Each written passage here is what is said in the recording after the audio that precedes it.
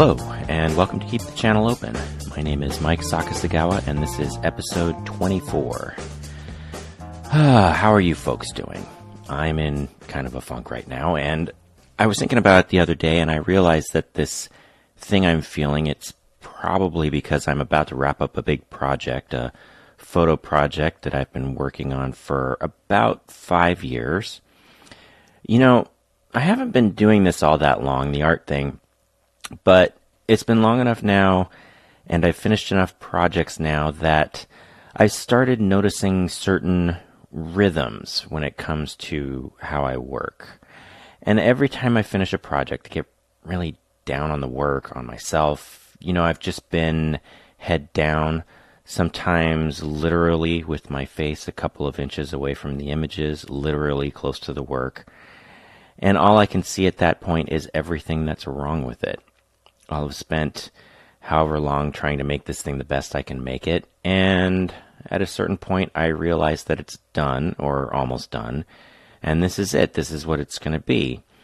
And all I can feel is this sense of resignation, like, well, I did the best I could, it'll have to do. But, you know, there's another side to this, and that's that, even though this is what always happens, within a few weeks or maybe a couple months, I always eventually come back around and start liking the work again. It doesn't even have to do with whether or not anybody else likes it, although, of course, that does help. But even if nobody likes it, I can remember what it was that I liked about it. And I can feel legitimately proud knowing that I really did do everything I could.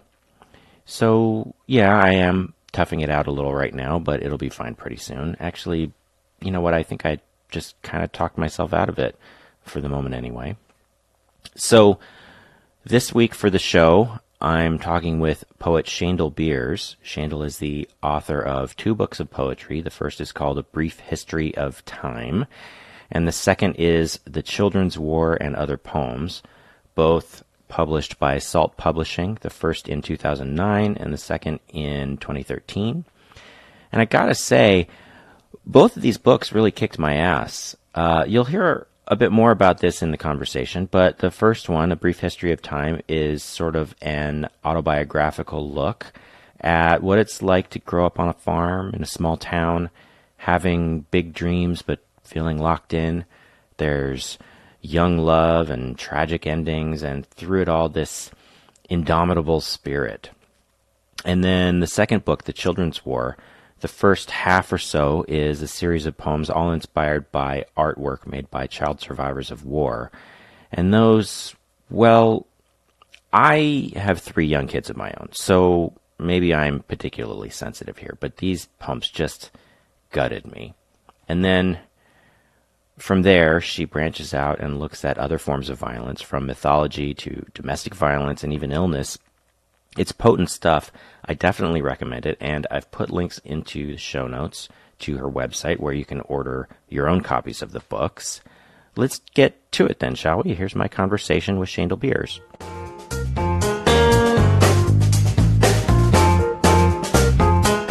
So I'm really pleased to get to talk to you. As you know, I really enjoyed the hell out of your poetry. I recently, a few months ago, I think, bought both of your collections, A Brief History of Time and The Children's War. And if I recall correctly, the way I first described them was, these poems are not fucking around. Exactly, which I think is how everyone should review poetry. I think, I'm not sure exactly where to start. These poems, there's a lot going on in them, and if I recall correctly from talking to you, the writing of these poems covers a pretty long span of time. Is that right? Yes. Basically, we are talking about the Children's War, right? Well, both of them, really. Oh, both of them. Yeah. Well, A Brief History of Time spanned much longer because it sort of involved some poems that I was writing like when I was an undergrad and thinking about being a poet, and then into graduate school, and it actually is pretty much my my graduating creative thesis from grad school. So I would say that A Brief History of Time spans maybe like 10-ish years, if we're generous, from first idea to book coming out. And then The Children's War, I actually just, read that article that was in Slate.com and got the idea and almost started, obsessively immediately doing the war poems. And then I would say that it was maybe, 5 years for everything to be wrapped up with that. Yeah. That it was really interesting to me because I read these two books. I bought them at the same time and I read them one right after the other.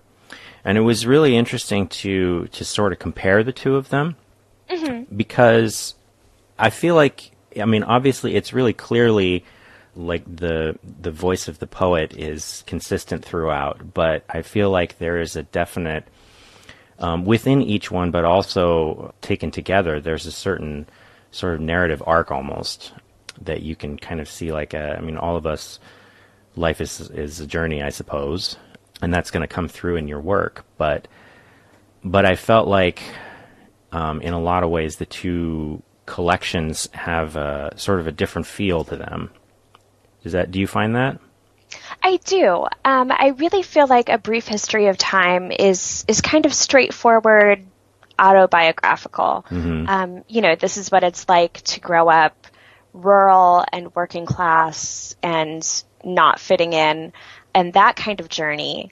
And then The Children's War really was, it started out where I really intended to write completely about those child war survivors. And then I sort of hit a roadblock where I didn't know if I could sustain that for a full-length collection. And I also didn't know how people would feel about reading that entirely. Is it too intense? Is it too dark? Is it maybe too much the same thing over and over? And so that's when I really decided to, in the second half of the book, explore other types of violence, whether that was, like Greek myth or domestic violence or, disease. So, the violence within the body.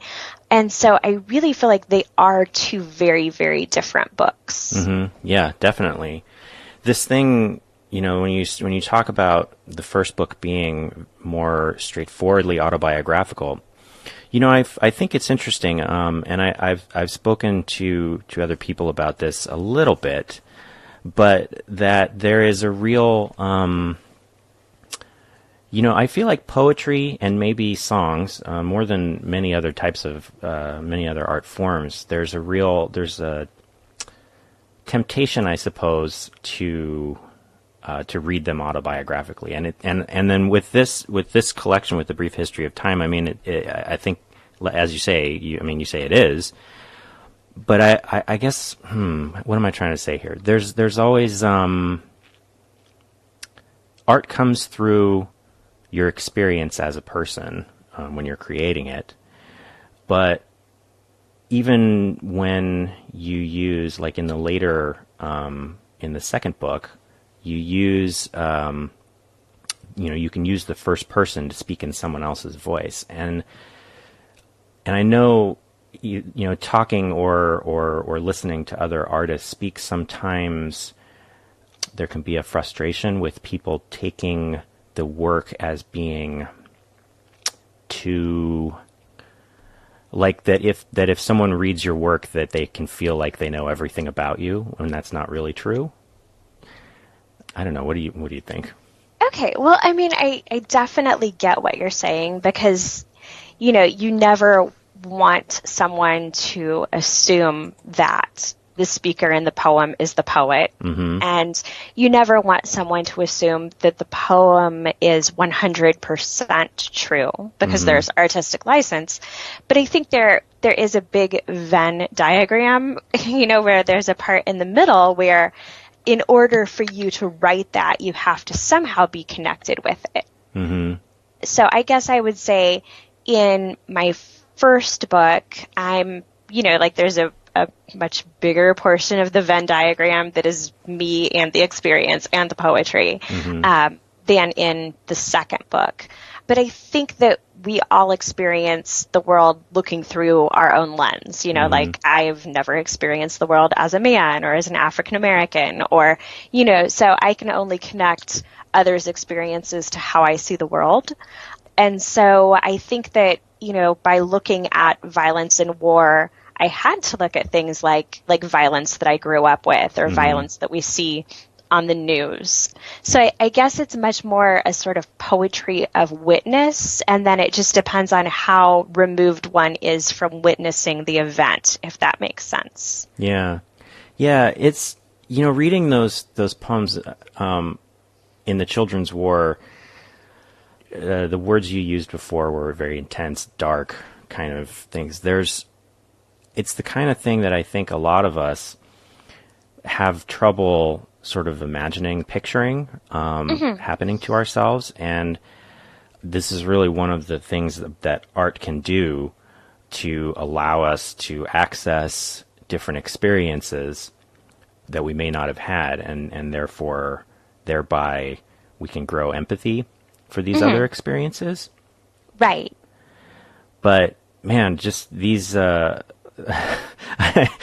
don't know how to put it other than, I mean, reading these poems is certainly an intense experience, and what I found was that even though I've never personally lived through war, that there's still a lot in there that I can connect with. And I guess thinking about that from the perspective of the artist, that seems like it would be a really difficult thing to embody somebody else's experience in a way that still feels authentic. Right. And that was definitely one of the fears of writing the book. And all writing, I think, involves some sort of appropriation or narcissism or things that we see very negatively.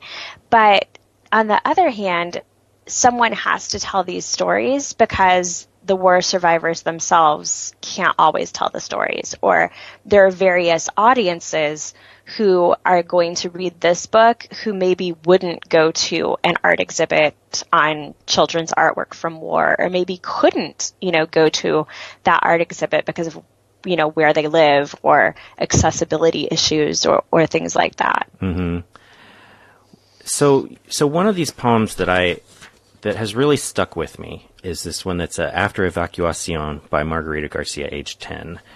And this poem is about, how to put this? So it's describing the experience of a young child being sent away with other children away from a conflict, and not all of them really realize what's going on. And that image, to me, really struck me really deeply. You know, having kids myself, it's something that I think about a lot, how experiences, whether traumatic or not, but that we have when we're young that we maybe don't understand, can still have these really profound effects on us and stay with us the rest of our lives. And that image of these children, their shoes are shined and they wear bows in their hair, it really provokes a strong reaction in me. Right. And I think that's because we all have that innocence to some extent where we're children, where we have some memory that to us seems happy. And then when we revisit it later with an adult who was in our lives then, they'll say, oh no, you know, like, oh, I loved that yellow dress I had or whatever. And someone will say, well, we bought that for Grandpa's funeral or you know what I mean? Mm-hmm. I think that there is something like that where it might not have gotten us during childhood, but somehow that disconnect between who we were as the child and what was really happening is the part that sort of deflates us. Mm-hmm. Yeah. I often think about this. My wife's family is Jewish, and there's an older gentleman that is sort of a family friend. I'm not exactly sure how he's related to her family, but he comes to Thanksgiving from time to time, and he has told this story once or twice about when he was a baby. he was on a train going to Auschwitz, and that his mother threw him out the window of the train, and that's what saved his life. Reading this poem, I mean, that's the image that sort of stuck with me. That whenever I think about this, the image that you're presented with is of the child, but I often also can't help thinking about the adults in this situation, and how, even though the kids that are involved may not understand what's happening, that the adults involved do, and that disparity in understanding is really where the tragedy lies. Yeah, I think that's definitely there. And, because we are adults and we have children, we get to see sort of that full spectrum of what's going on. Mm-hmm. Like we understand why the parents are pretending not to be sad or reassuring when we're on the train and we don't know where we're going, Mm-hmm.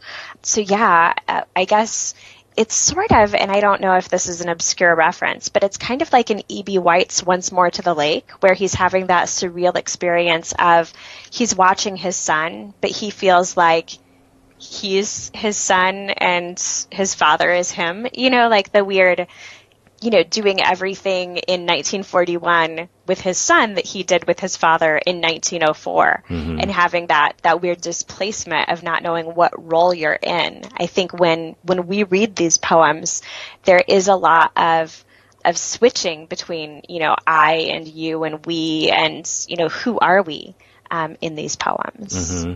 Yeah.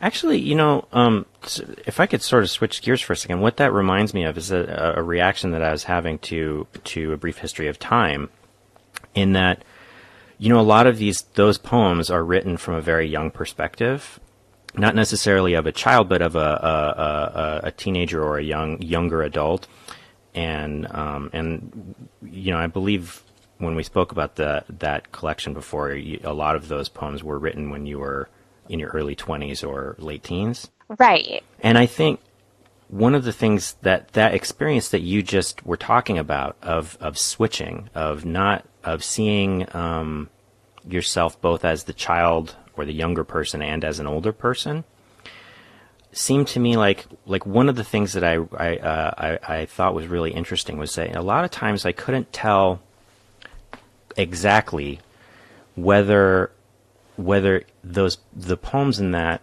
were where the speaker is young or whether the speaker is older and recalling youth. And it seemed like there's a shift in between those two feelings, sometimes even within the same poem, which I think really sort of lends itself to like that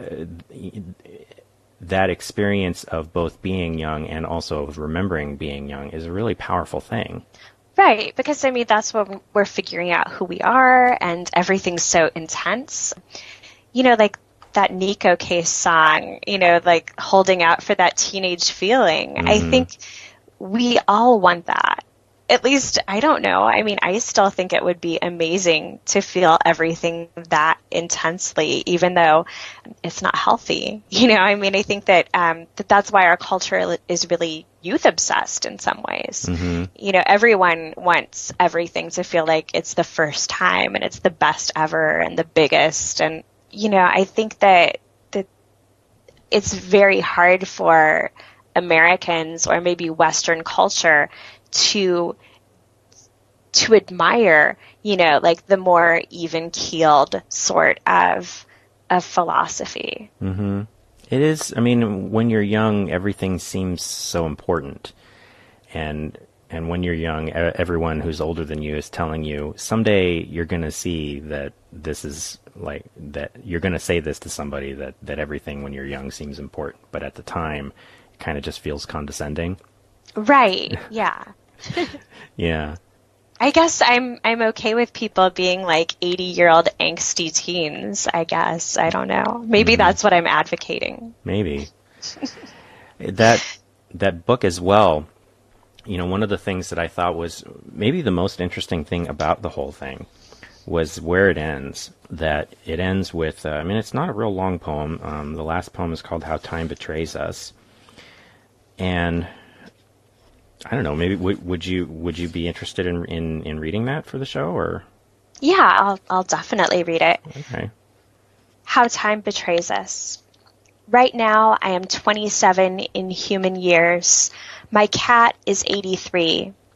My sexual peak will occur in approximately 8 years. My lover's was 19 years ago. According to a 2002 study, my fertility is already declining. I still believe beer, cheesecake, and chocolate are the main food groups. Every day around the world, 120 million people make love. Today is not my day. In the time it will take you to read this, somewhere in America, a woman was raped. 171,233 animals were slaughtered for human consumption. 32 children worldwide died of starvation. I may have already died, but you are reading this, thinking I am 27 and very much in love. Yeah. I mean, that poem really just kind of knocked me out. And coming as it does at the end of the book, where much of what you're talking about are sort of youthful experiences, especially in the early parts. You talk a lot about that thing you mentioned as we were talking today, the feeling of not fitting in. There's a strong feeling of sort of being pulled in more than one direction, of being young and feeling an attachment to the place where you are, but also wanting to get away and have your own identity. Mm-hmm. But this last poem, I kind of feel like ending it there changes the context for the whole collection. Does that make sense? It does. But I think, like the book is A Brief History of Time, which is, like an homage to Stephen Hawking and, what is time? What is physics? But I think anytime we read something, it's so otherworldly. Like I'll talk to students about when we read Romeo and Juliet. It was so long ago, but still each time, Romeo still sees her from across the room, still says, surely she doth teach the torches to burn bright. And it's so weird to think that, like, wow, Shakespeare has been dead for a long time, and we're still reading this, and we still have love, we still have teenage love, we still have families who don't want people to be together, and I'm clearly not Shakespeare, but on a smaller scale, there's this poem where I start out saying, right now, I'm 27, and that was 13 years ago. You know what I mean? Mm-hmm. So when we're reading the poem, to me, it is kind of weird because even if something was true at the time, it's a lie immediately after it's been said. Mm-hmm. And so I think that that's really interesting. And then I really sort of toy with good and bad and, evil and the scale in which we look at things because, at the same time, people are making love, people are dying. I was a vegetarian, back when I wrote this book and for a long time of my life. And so, the juxtaposition of the animals being slaughtered and then the children starving. And so you can either look at that as those are both really horrible things, or you could look at it from the perspective of if we were vegetarian, as in everybody and resources were handled better, there would be no starvation, so you can sort of play with what is a juxtaposition and what the relationship is between things in the poem. Mm-hmm.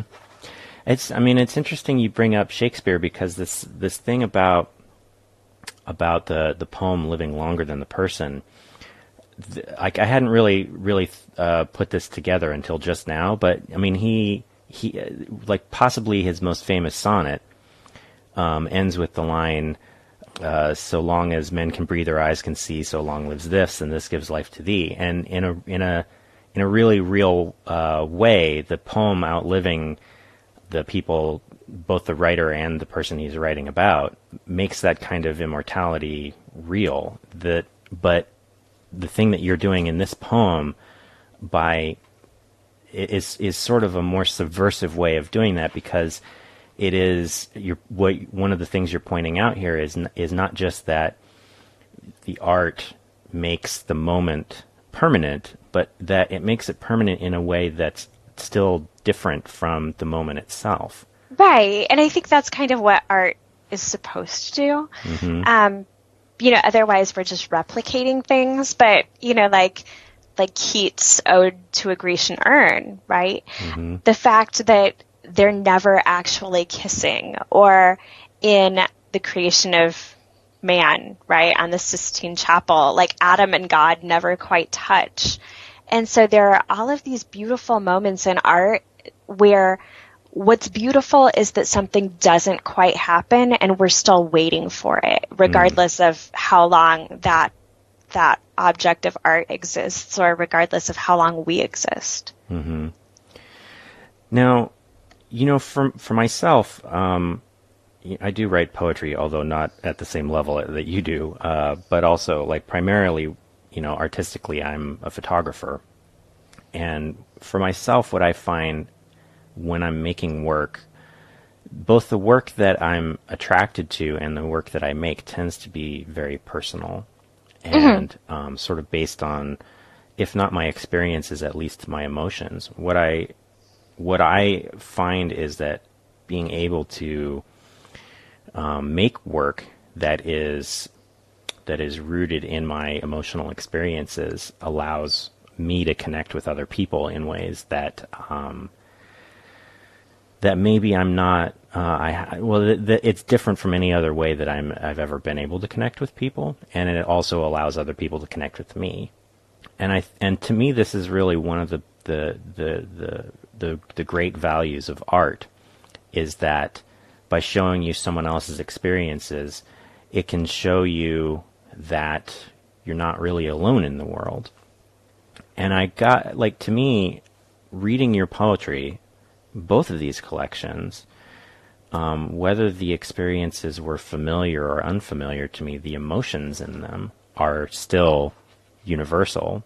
And whether it's a meditation on how time affects us, or how embodying a trauma from the past, or even, there are some love poems in there that reading work like this allows me to feel part of something else. So, I guess I should say thanks. Oh, well, thank you. Because I think a lot of times artists are sort of outsiders who don't always connect the way that other people do, or maybe they connect maybe more intensely or too intensely. And so I think the art gives you sort of something to kind of hide behind. You know what I mean? Otherwise, if you put yourself out there, like every feeling you've ever had, it's kind of like being naked on a stage. And, but if you write the book and you give it to someone, or someone reads it, it's more like you have, one of those shows where it's like the shadows behind a screen or something, like shadow theater or something. So I feel like it's sort of the most safe way of connecting. And sometimes that's healthy because you are connecting with other people and you're letting them know that they're not alone, or you're letting them know that if they're going through the same thing, that they'll survive because, you being alive is proof that you've survived. But I think sometimes it also makes the personal connections hard. Like sometimes people will ask me questions about my family, and these are, people that I'm really close to. And I'm thinking like, oh my God, like just read a book. You know what I mean? Like if you want to know that about me, read something. Because it's kind of so painful to talk about sometimes. Yeah. It's an interesting thing because, I feel like the art making process in some ways, at least for me, and I think for a lot of people, is so much about being seen, that being seen is a powerful experience, and in some ways, making art allows parts of you to be seen in ways that maybe wouldn't be seen otherwise. But also that, that kind of connection can come with a downside of people maybe being overly familiar. And it seems like that's not something I've personally had to deal with a lot, but that I could see where that might be a little problematic. And I try not to turn everything into like a feminist rant, but I think it's more problematic for women because I think a lot of maybe people with personality disorders really prey on that. Like they feel like if they know something about you, then you owe them even more. So I have had really, disconcerting moments of, I've read everything you've written, so now you have to tell me, what happened with you and this other person, or, like how much of this is real. And so there are some people who will take your openness of what you put in your art as a sign that they should be entitled to even more. Yeah, and it's such a gross thing, because, I mean, really having the art in the first place is such a gift, and the truth of the art. It's one thing I think maybe that I get a little frustrated with sometimes. That, a lot of people, especially I feel like lately in photography, I don't know, I think maybe sort of confessional style poetry has a longer history, but at least in the photography world, there's always this sort of, especially because of the relationship that the layperson has with photography as documentation, people want to know, well, did this really happen? Or is that a real photograph? And I think, like with any art, that's kind of missing the point, that the factualness of it is not necessarily the same as the truthfulness of it. And I don't really know what it is that drives people to want more than just the truth that's already been revealed through the work, Right.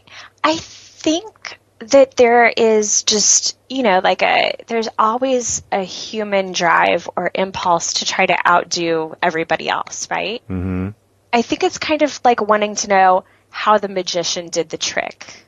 You know what I mean? Yeah. Like if I know that, then I'm as good as the magician or something, or then I'm, like above everyone else in the audience. So I think there's some sort of one-upmanship that's kind of just human ego at work there. Oh, yeah, I guess that could be. It's still, I mean, and I think what you said is spot on, that this is really a bigger issue. Like, the more marginalized you are as an artist, the more likely that privileged people are going to feel entitled to take things from you. And certainly, as a man, that is something that I don't have to deal with in the same way that you would.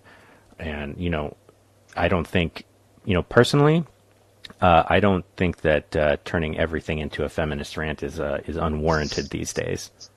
Oh, I don't either, but I also don't want people to hear the word feminist and turn off your podcast. Oh, well, you know. Yeah. Or, people who are like, oh, here she goes again. This is what she does. Because it is kind of what I do, I guess. I mean, there's a lot of things in the world that are legitimate to be angry about, And one of the things about the current moment in political discourse is that we are finally coming to the point where marginalized communities and marginalized people are not willing to accept being told to police their tone or to not be angry about things that are legitimate to be angry about. And it's at times perhaps a little bit difficult to engage with if you're not the kind of person who is into conflict, but thinking about how it's, that arc is kind of heartening, Oh, definitely. Because there is a lot of, I'm trying to think of it, because I actually know that I wrote something recently that pointed out that women are supposed to, well, not just women, but any, marginalized group, everything is about down, like calm down, settle down, or, don't act up, don't get riled up. And there's a lot of just in the language keeping down of people, which I think is really interesting. And I wish I could think of what it was that I'd written about that, because I was kind of proud of it. And it's not, my brain isn't quite accessing it right now. But yeah, I do think we are coming around to marginalized groups have a right to be angry, but the media still portrays it as, Barack Obama, the angry black man, Hillary Clinton, the shrill, or, whatever words people have used about her, where, you can just look at her with the sound off and look at Donald Trump with the sound off and be like, okay, who's the angry person here? Yeah, exactly. But I mean, our society's fine with men being angry. Yeah. And especially, white men. Yeah. And I mean, there's a lot of just regular people talking out there and making these points, and that is great. But I also think, this is something that, as artists, that the ability of art to allow people access to other experiences, it really provides a way of communicating that frustration in a much more visceral way. There's a real power to that. Oh, definitely. And the fact that things are so easy to access now and to distribute, with social media is just, I don't even know what to say. I guess it's just kind of mind-blowing because, my first email address was like the .edu, college address. And we've come such a long way now where, like little kids have cell phones and Instagram and, it's really interesting. Yeah. Well, these books, I guess I feel a little unprepared. There's so much going on in this work, and so much emotional truth that I almost feel like talking about. I'm the kind of person who has always bristled at the idea of that talking about art is futile. There's that really famous quotation that talking about music is like dancing about architecture, which I've always. I personally see that more as a challenge to figure out how to articulately dance about architecture. Right. I was going to say, I started out college as a choreography major, so I'm kind of like, well, why don't we dance about architecture? That sounds really doable. Yeah. But then, these poems, I almost feel like talking about them in some ways is like the experience of these poems is really in the reading of them and not so much in the discussion of them. Maybe I don't know. Is that I hope that doesn't come across bad. No, it doesn't. I don't think that they are very conceptual poems, like in a weird, artsy, what's going on, experimental kind of way. I think that they're pretty straightforward narrative, we have to hear them to know what they're about, kind of things. And I think it's interesting because I have had people who do work in other kinds of poetry say, well, don't you get bored with narrative? And I'm thinking, no, like we live in narrative, like I woke up and then I did this and things happen along the way and I interact with things. And so, yeah, I mean, I'm completely fine with saying, the only way to get them is, to read them or hear them or whatever. It's, I mean, like the first book I kind of describe as, it's autobiographical, what it's like to grow up as a farm girl in Indiana. And, I think that those are very grounded things that you sort of have to experience. Yeah.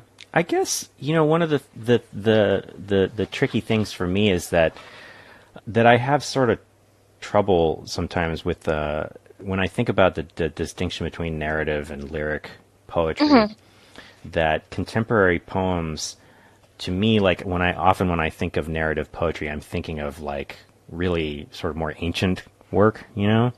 Right. And thinking about narrative and how it operates in contemporary poetry is something that like I wish I had more study, you know. But I mean, to me, your poems, like certainly they're telling stories, they're describing experiences and moments, but it's not in the same way as like an old fashioned story poem would be. I mean, it's still like it's you're describing a moment in a way that allows us to access the emotional content of that moment. You know? Yeah, no, I would agree. But I guess I sort of feel like I'm trying to think of like narrative poems that do kind of the same thing. But even like, Wordsworth's longer poems like Michael or, like the pastoral poems about shepherds and things like that. I think they're still doing the same thing.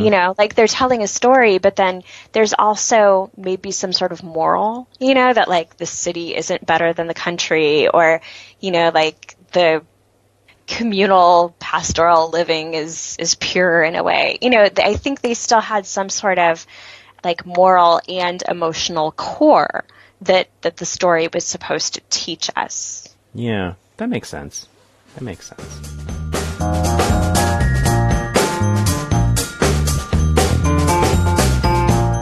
So for the second segment, I always ask my guests to bring a topic of their own, and it can be just anything that you find interesting, whatever's on your mind. So what would you like to talk about today? Well, since you're a photographer and I'm a poet, I'm always interested in collaboration between artists and also just the way that various arts can sort of springboard off of each other or work together. Mm-hmm.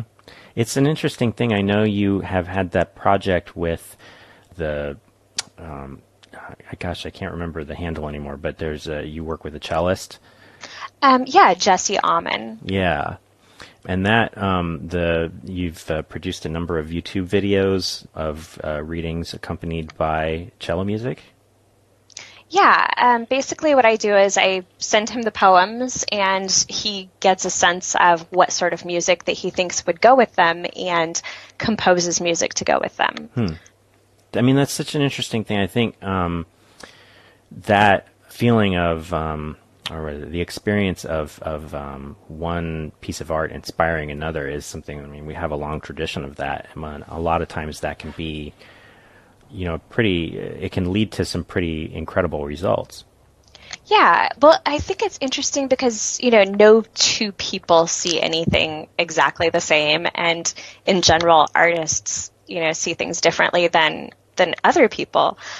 So I think anytime you can get really interesting minds together to create, you're always going to get something really cool. When like I had mentioned earlier, I started out college as a choreography major, and one of the projects that we had to do was go to a Rodin exhibit and start a choreography piece in the same body position as a sculpture. And it was just so amazing to be given this inspiration that was also at the same time a limitation, but then also a stretching point. Because, I never would have thought of starting with my body this way, if a dance professor hadn't, taken us to the museum and said, pick a sculpture and that's how you're going to start your dance. That's really interesting. That reminds me of, my wife was a theater major in college, and so I got to hang out with her and her friends a lot. And one of the things they did when they were studying this sort of experimental type of movement theater was a similar thing where they would take photographs from magazines or from or pieces of art or whatever, and make what they called a movement score, where they would move their bodies through these positions that they would get from these pictures. And then eventually marry that with a text. That was something that watching that come together was always really interesting. And the process by which, like you say, that coming together or finding inspiration in some other art form really can lead you to new results. Right. Well, and sometimes the amount of restriction that you have in an assignment can really expand what you're going to do. If someone says you have to use these 6 words in a poem and it has to be this many lines long, it's already in some sense not the poem that you would have written on your own. And so it's definitely the same way with, the poems that I wrote that Jesse composed music to, that, those probably aren't pieces that he would have written otherwise. Or I'm just trying to think, I have several ekphrastic poems in my books, in addition to the children's artwork, where I went to a Jessica Plattner art exhibit and wrote these poems, and her artwork is just amazing. But some of the particular works of hers that I wrote on were collages where she had taken photographs of her baby and then put like little magazine pictures and things around the baby. And, at the time, I don't think that I ever would have written, like poems about babies. Not that there's anything wrong with that, but that just wasn't, I think, where my focus was. Or, like a lot of women writers, possibly I would have been afraid of writing, poems about babies because someone would have said, oh, look, how maternal and sweet. Yeah. But because I was looking at her artwork, I just was looking at things in a completely different way. And so I think anytime you can look outside of yourself for inspiration, or, anytime you can connect with someone else, it's going to stretch both of you. Yeah. I think, one of the things about working in a discipline, whether it be, literary or musical or visual, whatever it is that you're doing, especially if you have a formal education in that discipline, you learn the language of that art form. And that can be really powerful in allowing you to explore by learning the language, by seeing what other people have done and learning techniques and things like that. It allows you certainly to find new ways of expression, but it also, I find a lot of times people who work in one discipline and one discipline only can find their sort of mental pathways a little constrained by that language. Right. And that's why I think it kind of helps to reach out. Like, one way that I think of it is like sculptors or painters, the space around the sculpture or the main figure in the painting is negative space, right?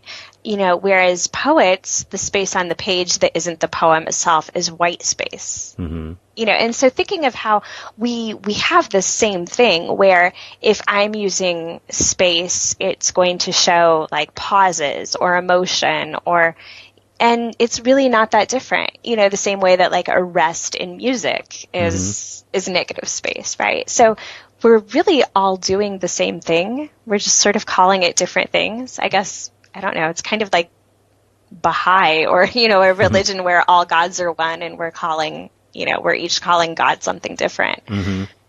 Yeah, that's such an interesting idea. It's, and one of the things that I was most interested in getting out in starting this show was by talking to lots of different kinds of creative people to try and see whether or not there is some similarity in some common creative experience. And by and large, that has really been borne out. That it really has been found that the creative impulse, however it manifests, is pretty similar in all of us, and even, as you say, down to the level of individual techniques are all different manifestations of different, how it's executed in one discipline is reaching towards some universal human phenomenon. It's an interesting idea. I just had what might sound very like hippie new agey, or I'm not sure what it might sound like. But when you were talking about artists, like trying to be noticed, like I'm putting this out here and, do I exist if no one reads it or listens to it? Or like the first thing we do when we're born is we cry, which is sort of like, look at me, take care of me, And so I don't mean this in an unflattering way, but maybe just you as a photographer, me as a writer, maybe we're just all, kind of like crying babies. Like we're like looking for someone to like take care of us or feed us or, give us something that we need. Yeah. Oh, yeah. I mean, it's an interesting thing, right? Like what I think, when we think about the art making process, that like, we're all doing this out of some need that we have, and it's not necessarily exactly the same for each of us, but I do find that, the drive to express and to have that expression received by someone, that is something that's very common to every type of artist that I'm aware of anyway. Yeah, and to me, it's so much a part of who I am that I can't imagine not doing it. And I know that I give accountants a bad rap because they're always my example that I use, but I'm thinking, like, what do they do? Because even if I were an accountant, I would be like, somebody has to look at this ledger, like this is brilliant. Yeah. And I'm thinking, I don't know, like, are artists just extra needy people, or like, do we have something extra to express? I don't know. I mean, there's a similar thing, for my day job, I'm an engineer, and a lot of that work that I do, particularly in the type of engineering that I do, which is, working on teeny microscopic circuits that no one is ever going to see. They might use the thing that I designed, but the actual thing that I physically put in a place, that no one's ever going to see how the transistors are arranged. Or know that you did it. Well, sure, yeah. Well, you know what I mean? Because that's part of the artist thing, is it's really hard to anonymously create art. You know what I mean? Like, you want the attribution. Yeah. I don't know if it's necessarily the case that artists are needier. Maybe what it is that artists are more attuned to the fact that they have a need, Because I kind of think everybody needs these things. Everybody needs connection. Right. That does make me feel better. Like, maybe I don't need antidepressants as much as I thought. Yeah, because everyone feels this way. Mm-hmm. That's good to know. Thank you, Mike. But I mean, like, Sherman Alexie does talk about how, like he sort of needs to feel like the crowd loves him if he's giving a reading, mm-hmm. And I'm thinking there are definitely jobs where people show up and they just do their job. And so it's weird for me to figure out the difference between art and the self and just a job. Well, I think what the biggest difference between art and just a job is that art is inherently personal. Like, because it's something that's expressive of yourself, whether it's an idea or an emotion or whatever it is that you're trying to embody in your work, like, it comes out of you specifically, right? Whereas, like, right. If you're an accountant, like you say, nothing against accountancy, like, it's a necessary function and somebody needs to do it. And there are a lot of accountants who really enjoy the fact that they're, helping a business succeed, for example, or, helping save somebody money. I mean, they're doing important work for sure. But at the end of the day, there's not a lot of, like, you don't need people to love you for it because it's not you that you're doing, Right. But what's interesting, though, is like teaching, right? Because a lot of artists teach. Like, the teaching, though, is also you. Like, if you've noticed, like, universities and schools that try to take away teachers' intellectual property, like, can we have the syllabus, or can we have your lecture? It's like a weird crux of, like, you and just a job. Mm-hmm. I mean, I think there's a spectrum probably with any type of activity that you do. It doesn't necessarily need to be either or, but... oh, definitely, yeah, because that would be a false dilemma, right? Yeah. So just to prove I do teach rhetoric and I'm not, like a flaky poet, 100%. I mean, I think there are even like to take my day job for example. There are definitely engineers that I know who feel that making an elegant design, that designing something perfectly that there is a sort of aesthetic quality to it that goes above and beyond just what the thing you're designing needs to do, just beyond its function. That there's some sort of like platonic ideal that you could strive for in perfect design, and I think people do see that to some degree, but it's still different, Right. And I immediately went to like the dorkiest thing in the world in my mind when you said that. It made me think of any time like Kmart or Target or whatever has like a designer line of the most mundane things ever. Mm-hmm. Like the Michael Graves, like broom and dustpan. Well, you know what I mean? Yeah. And there is like a weird beauty to like, wow, this is the most beautiful broom and dustpan I've ever seen, So yeah, I guess I'm just kind of thinking because there are the people that say, like, oh, if you value yourself or you'll learn to value yourself better if you always eat off of china or always drink out of a goblet, And it's really interesting. So yeah, now I'm wondering if that platonic ideal is out there for everything and we're just lazy. I don't know. Like, I'm not sure. Yeah, I don't know. I mean, I guess, I don't know. I think, whether you value yourself doesn't necessarily have to be, expressed quite on whether or not you're eating off of China. But I do think like, I think, but I mean, and that does sound incredibly privileged, but there are those, when you said it back to me, I was like, oh, it's not, trust me, I know this isn't your line. I've heard this from other people. Right. But there are those schools of thought, right? Like where people go and take like the Mama Gina's course or, these different gurus where they say, like even if you're having potato chips, eat it out of the most beautiful bowl in your house, because you're not an animal with a feed bag or, whatever. Yeah, I don't know. I guess I'm just thinking like way beyond like our what we were talking about into like lifestyle and philosophy and art and functionality. Yeah, I mean, I think that in terms of, I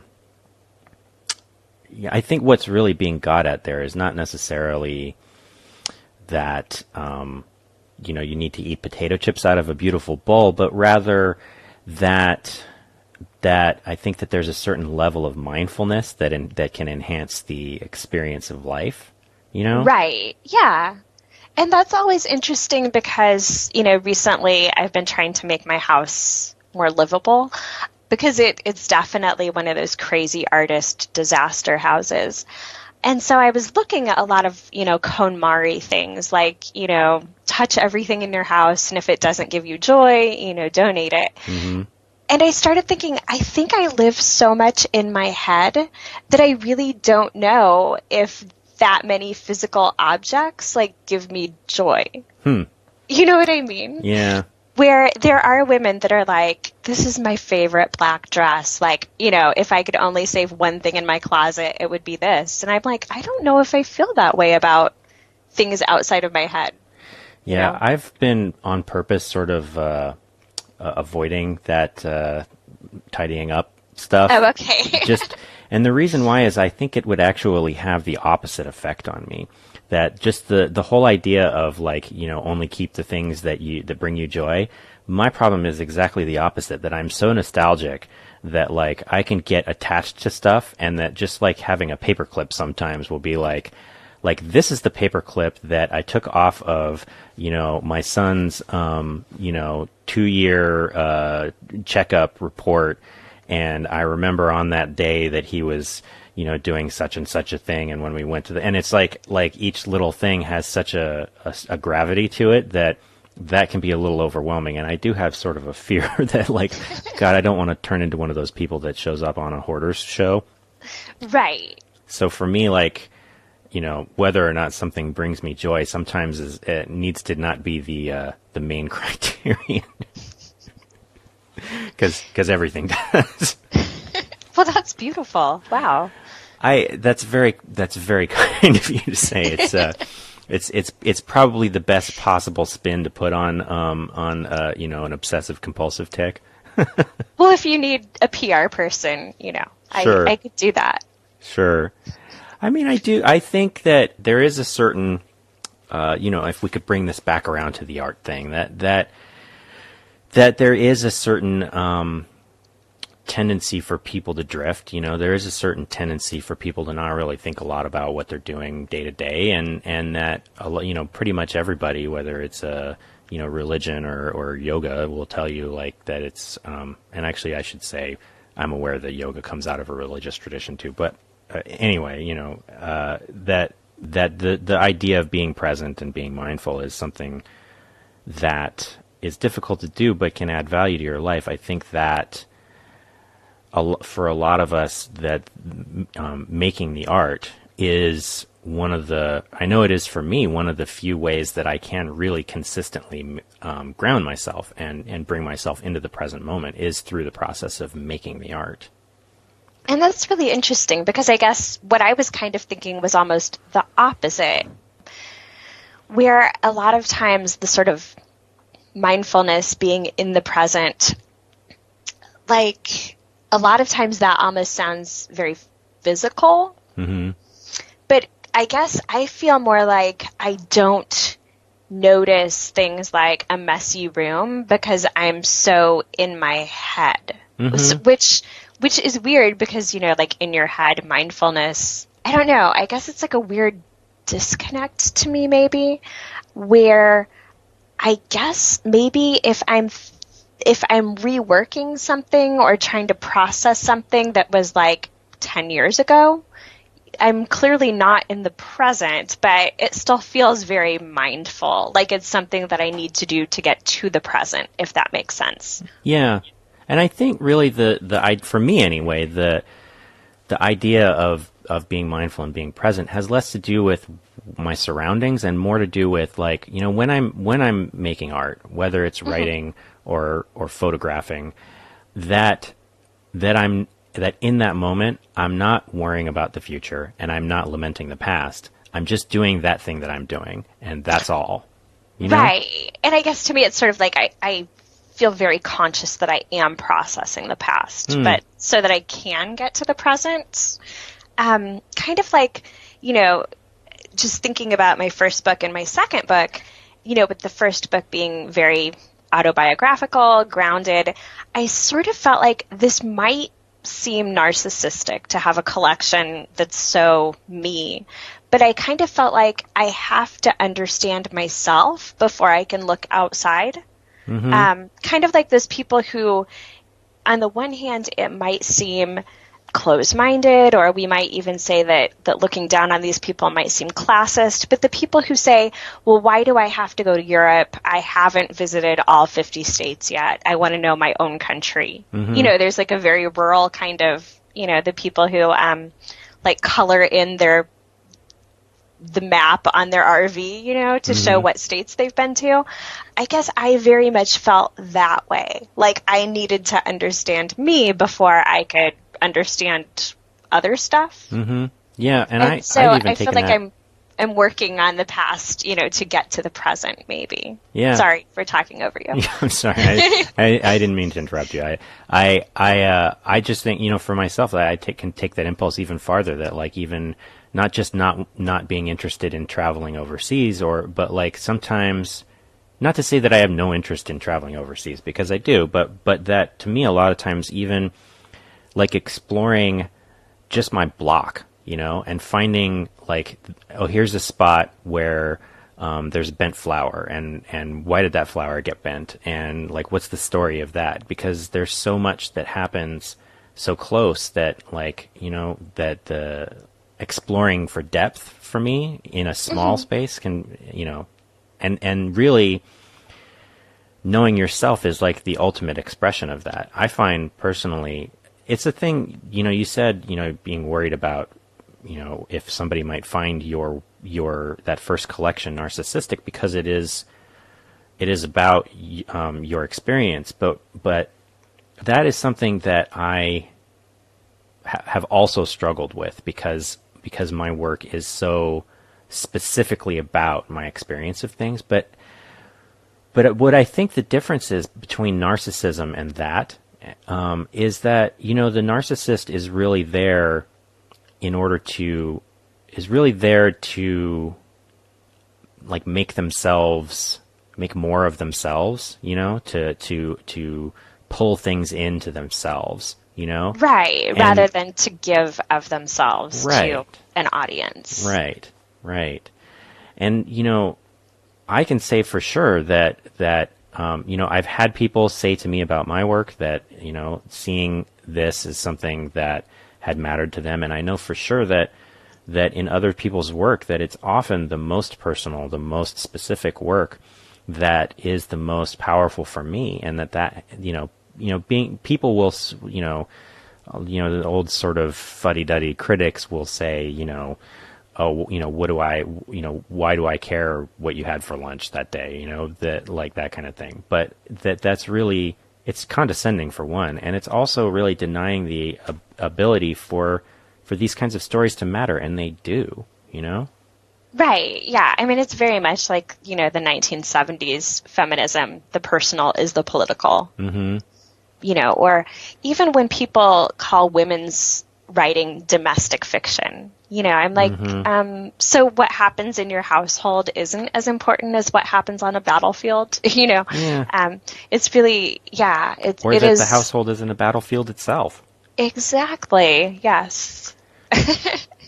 There are so many places we could go with that. Yeah.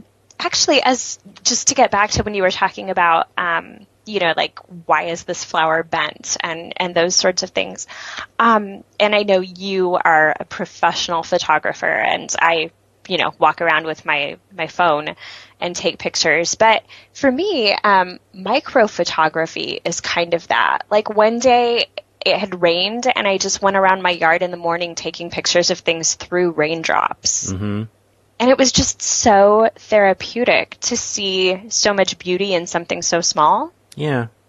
Yeah, I think, there's, oh gosh, I can't remember who said it. I think it might have been a Sontag quote, or, no, it's not Sontag. Shit, I can't remember who it is. It was, well, I've lost it. No, it was Dorothea Lange. Dorothea Lange has this quote that, that photography teaches you how to see without a camera. Yes, exactly. But I find that's true of like a lot of art forms, right? That so much of it is about, like, you have to understand you have to be observant first before you can embody the thing. Right. Yeah. Which, if we're talking about arts bouncing off of each other, is kind of like method acting, like you have to really like watch the person to be the person. And yeah. Yeah. Yeah. Oh, goodness gracious. I know. We've gone a lot of places in this conversation. Yeah, those are the best kinds. Definitely. Yeah. Well, actually, I mean, we are sort of coming towards the end of our time here, but I do want to say, like, I really appreciate getting the chance to talk to you, and I had a really good time. Thank you. Likewise. This has been great. All right, once again, if you want to get your own copy of Shaindel's books, you can go to her website, shaindelbeers.com. That's ShaindelBeers.com. I've put a link in the show notes. They're great, and if you're anything like me, they will stick with you. You can also follow her on Twitter at ShaindelR, and she has an author page on Facebook. I've put links to both of those into the show notes as well, so go do that. And that is our show. If you would like to get in touch with me, ask questions, make a suggestion, leave a comment, whatever, you can email me at podcast@keepthechannelopen.com, or you can find me and the show on Twitter at ChannelOpenPod, or on Facebook at facebook.com/keepthechanneleopen. Don't forget that you can subscribe to the show wherever fine podcasts can be found, and if you like what we're doing here, please leave a review on iTunes. Our theme music is by Poddington Bear. You can find more of his music available for licensing at soundofpicture.com. Next time, I'll be talking with photographer David Emmett Adams, so be sure to come back for that. And until then, remember, keep the channel open.